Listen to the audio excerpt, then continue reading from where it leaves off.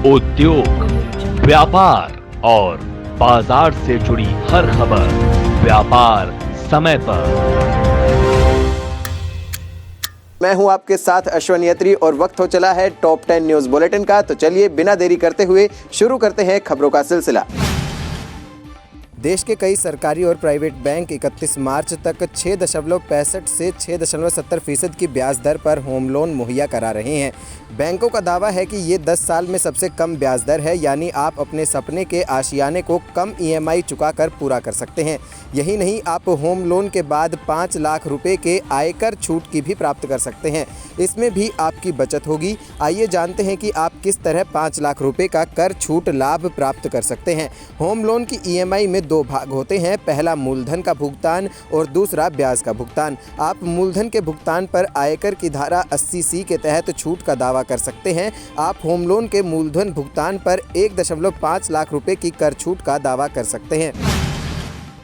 अप्रैल से जुलाई तक शादियों का लंबा सीजन चलेगा। ऐसे में सराफा बाजारों में सोने चांदी के बने जेवर खरीदने के लिए लोगों के चहल पहल बढ़ गई है। गोल्ड ज्वेलरी की खरीदारी इतनी भी आसान नहीं है जितना आपको लगता है। इसमें सोने चांदी की कीमतों से लेकर ज्वेलरी की डिज़ाइन, सोने की शुद्धता और मेकिंग चार्जेस जैसी तमाम चीज़ों का ध्यान रखना पड़ता है। आज हम आपको बताएंगे कि मेकिंग चार्ज ज्वेलरी की कुल कीमत का खासा हिस्सा होता है। साथ ही डिज़ाइन के हिसाब से इस शुल्क में काफ़ी अंतर होता है। रिजर्व बैंक ऑफ इंडिया के कैलेंडर के अनुसार 27 से 29 मार्च तक होली की छुट्टी रहेगी। 30 मार्च को बैंक ज़रूर खुलेंगे, लेकिन उस दिन काम अधिक रहेगा। वहीं पटना में होली के 2 दिन की छुट्टी रहेगी। ऐसे में वहां बैंक 30 मार्च को भी बंद रहेंगे, जबकि 31 मार्च को वित्तीय वर्ष का आखिरी महीना होने के कारण बैंक खुलेंगे ज़रूर, लेकिन वहां आम दिनों की तरह काम नहीं होगा। 1 अप्रैल को भी नए वित्तीय साल की शुरुआत के कारण भी बैंक में रेगुलर काम नहीं होगा, जबकि 2 अप्रैल को गुड फ्राइडे की छुट्टी है। फिर बैंक 3 अप्रैल को अपना रेगुलर काम शुरू करेंगे।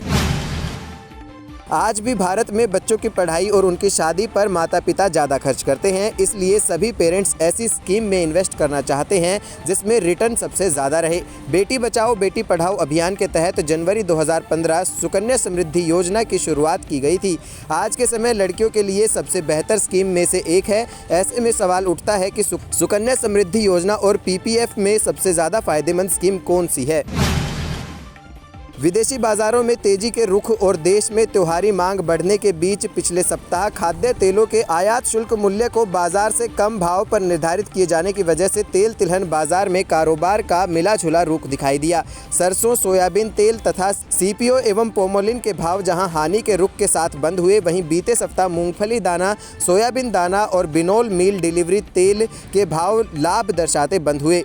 सूत्रों ने कहा कि सोयाबीन दाना और लूज के भाव पिछले सप्ताह के मुकाबले क्रमश 135 रुपये और 125 रुपये के सुधार के साथ क्रमश 5,690 से 5,720 रुपये और 5,525 से 5,575 रुपये प्रति क्विंटल पर बंद हुए।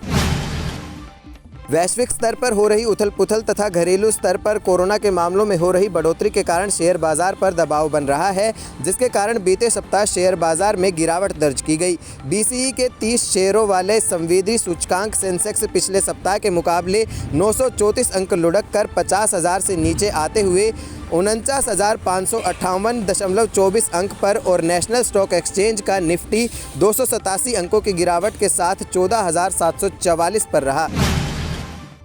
कोरोना वायरस महामारी के 1 साल के दौरान भारतीय परिवारों पर कर्ज का बोझ बढ़ा है और बचत घटी है। भारतीय रिजर्व बैंक के ताज़ा आंकड़ों के अनुसार चालू वित्तीय वर्ष की दूसरी तिमाही में परिवारों पर कर्ज बढ़कर सकल घरेलू उत्पाद के 37.1% पर पहुंच गया है। वहीं इस दौरान परिवारों की बचत घटकर 10.4% के निचले स्तर पर आ गई है।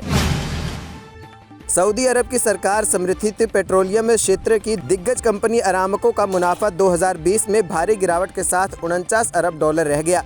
कोरोना वायरस महामारी की वजह से वैश्विक स्तर पर ऊर्जा बाजार बुरी तरह से प्रभावित हुए हैं, जिससे कंपनी के मुनाफे में भी ज़बरदस्त गिरावट आई है। सऊदी अरेबियन ऑयल कंपनी ने रविवार को अपने वित्तीय नतीजे जारी किए। महामारी की वजह से दुनिया भर में आवाजाही पर अंकुश लगा था, जिससे पेट्रोलियम उत्पादों के दाम अपने सर्वकालिक निचले स्तर पर आ गए थे।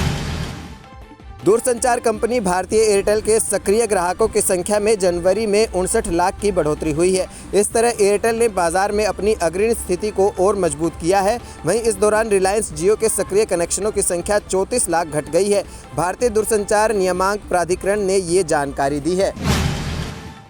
विदेशी पोर्टफोलियो निवेशकों ने मार्च में अब तक भारतीय बाजारों में शुद्ध रूप से 8,642 करोड़ रुपए डाले हैं। डिपॉजिटरी के आंकड़ों के अनुसार 1 से 19 मार्च के दौरान एपीआई ने शेयरों में 14,202 करोड़ रुपए डाले, जबकि उन्होंने ऋण या बॉन्ड बाजार से 5,560 करोड़ रुपए की निकासी की।